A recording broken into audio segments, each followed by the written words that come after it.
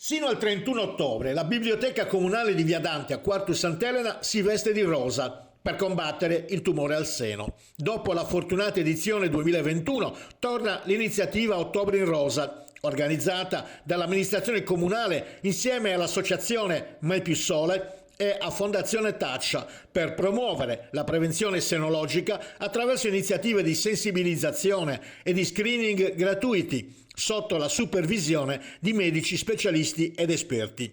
L'amministrazione comunale crede in questa iniziativa e non a caso la ripropone per il secondo anno in questi spazi tradizionalmente votati alla promozione della cultura, ha spiegato il sindaco Graziano Milia.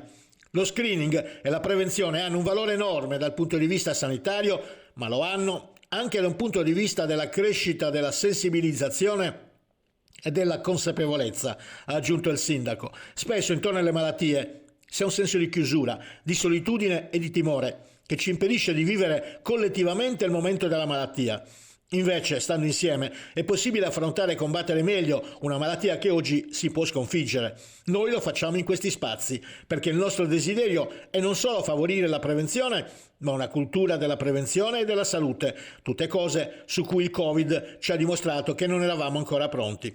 Se vogliamo crescere nella prevenzione oncologica, dobbiamo diffondere il messaggio sin dall'età scolare, perché il 40% dei tumori sono dettati dagli stili di vita, ha spiegato il dottor Daniele Farci, oncologo, già presidente regionale dell'Associazione Italiana Oncologia Medica, componente della Commissione Oncologica Regionale e attualmente membro del Consiglio di amministrazione nazionale di Fondazione AIOM.